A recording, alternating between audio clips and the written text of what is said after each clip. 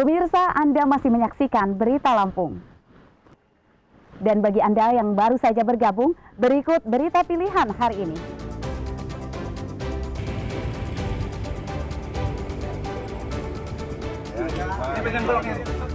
Seorang anak yang membunuh bapak kandungnya ditangkap di tempat persembunyiannya di sebuah gubuk di Lampung Selatan.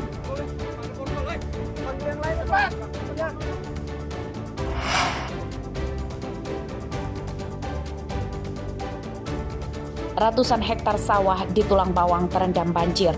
Tanaman padi umur 1 bulan terancam mati.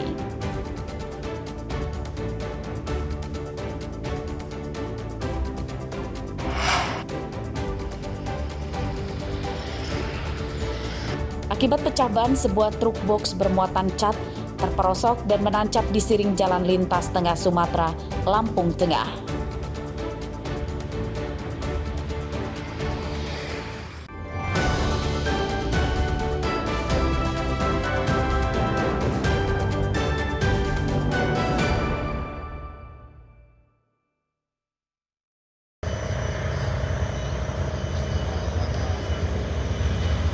Sebuah truk box bermuatan cat terperosok ke siring pinggir jalan lintas tengah Sumatera, Kampung Tanjung Ratu Induk, Kecamatan Wai Penghubungan, Lampung Tengah, Senin pagi. Mobil sudah dievakuasi akibat bagian depannya menancap di tanah. Menurut saksi, kecelakaan terjadi saat mobil sedang melaju dari arah Bandar Lampung menuju Lampung Utara. Mobil yang gagal menyalip oleng dan kehilangan kendali hingga terperosok ke siring. Tadi pagi subuh, dengan kecepatan tinggi, kayaknya supirnya ngantuk. Iya. Nah, dia oleng mobil karena menghindari mobil. Iya. Ngerema. Dia oleng, nyebrang, nggak ketahan, masuk kali. Apa namanya? Ini mobil dari arah mana, Bang? Dari Bandar Lampung menuju Kota Bumi. Bawa apa informasi, Bang? Bawa cat. Berapa orang isinya, Bang? 2 orang kan? 2 orang. 1 penumpang, 1 salesnya kayaknya. Nggak ada korban deh ya? Alhamdulillah tidak ada korban perasaan. Mungkin ini Pak, pecah ban apa gimana mobilnya, Bang? Tidak. Cuman oleng karena ngantuk supirnya. Sementara itu, menurut pengemudinya, kecelakaan disebabkan kendaraannya mengalami pecah ban. Mobil kehilangan kendali dan terperosok ke siring. Dari Karang mau Ke Kota Bumi. bawa apa? Bawa cat, Pak. Tadi awal kejadian seperti apa? Oleng, Pak. Hah? Kayaknya sepertinya caban. Pecah ban? Iya. Ada lawan nggak ke depan? Tidak ada. Ini mobilnya isi muatan penuh. Iya, 2 ton, Pak. Mau bongkar ke Kota Bumi, Pak. Kota Bumi ya? Iya. Tiap hari lewat sini nggak? Jarang, Pak. Jarang ya? Iya. Berapa orang? 2 orang, Pak. 2 orang. Ada korban nggak? Tidak ada. Kecelakaan tidak merenggut korban jiwa dan muatan dalam truk juga tidak ada yang tumpah. Evakuasi mobil menunggu muatannya dipindahkan lebih dulu. Ardio Haba melaporkan dari Lampung Tengah.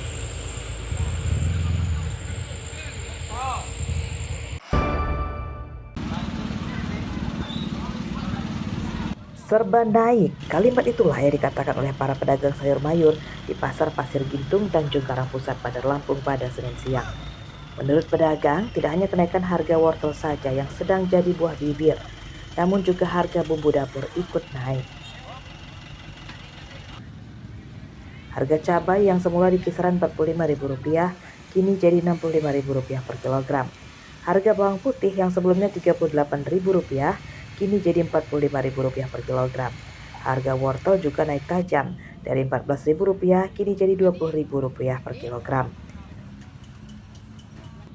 Para pedagang tidak tahu penyebab kenaikan harga sayuran dan bumbu dapur tersebut, sebab sejauh ini stok dan pasokan dari agen masih lancar dan melimpah. Jelang Nataru ini harga komoditi sayur-sayuran meningkat tajam. Iya. Yang paling terasa naiknya apa tuh? Cabai sama bawang. Ya wortel, brokoli, orang naik semua. Naik semua. Kisaran Si bawang per kilo 45. sebelumnya? Sebelumnya 38 40. Kalau cabai? Kalau cabai sebelumnya paling 50, ada 45. Sekarang? Sekarang 65. Nah kalau wortel sendiri? Wortel 20.000 Sekarang? sekarang. Sebelumnya? Sebelumnya 14, 9.000 murah itu, Pak. Wortel kayak gitu tuh dulu kemarin-kemarin. Sekarang Ada lonjak. Dampak kenaikan harga sayuran, omset pedagang menurun karena banyak warga yang mengurangi pembelian untuk menekan pengeluaran. Ya sedapatnya aja. Naiknya berapa ribu, Bu? Maretnya 50% Pak kalau wortel itu. Selain wortel apa Bu yang naik Bu? Cabai merah. ya, Terus? cabai merah, cabai setan, cabai bawang juga naik. Nah kalau ini semua serba naik gimana Bu? Ya, mau komplain sama siapa Pak? Coba ya. Kalau kita ya nggak bisa komplain, komplainnya ke siapa? Nah harapannya apa Bu sebagai pembeli ini harga mahal semua Bu?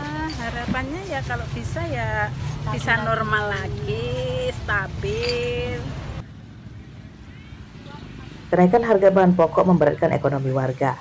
Mereka mendesak pemerintah segera turun tangan menurunkan harga bahan pokok sebab jadi kebutuhan krusial yang tetap harus dibeli untuk memenuhi kebutuhan hidup sehari-hari. Arsadi Saputra melaporkan dari Bandar Lampung.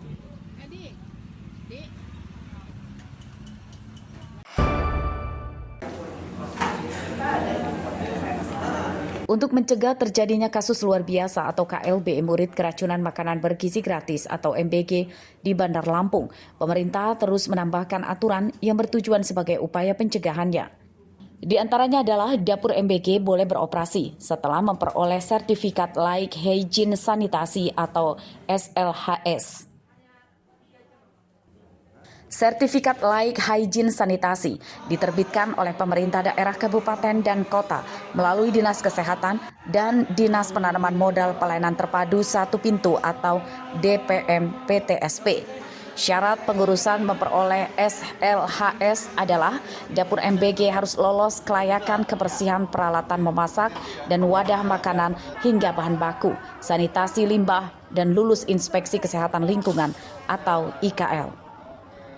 Jadi para pelaku usaha atau pemohon ini melengkapi persyaratan seperti formulir, kemudian SK penunjukan sebagai mitra, SK penunjukan sebagai SBPG, kemudian melampirkan KTP penanggung jawab, melampirkan hasil uji lab, berupa hasil uji lab makanan, termasuk kelayakan air sesuai dengan standar baku, kemudian juga hasil uji lab terkait dengan padah makanannya atau ompreng seperti itu, kemudian juga melampirkan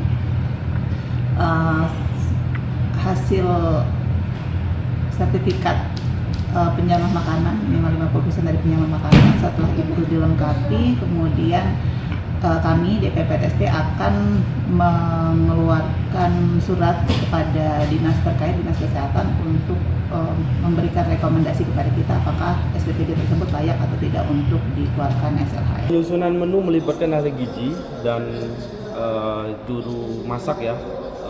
Karena memang ini adalah satu faktor ujung tombak dari penyaluran MBG ini, bagaimana caranya kita bisa menyalurkan dengan makanan yang sesuai dengan angka kecukupan gizi yang sudah dibuatkan oleh PGN atau sesuai dengan juknis yang sudah dibekukan atau ditandatangan oleh Kapadi.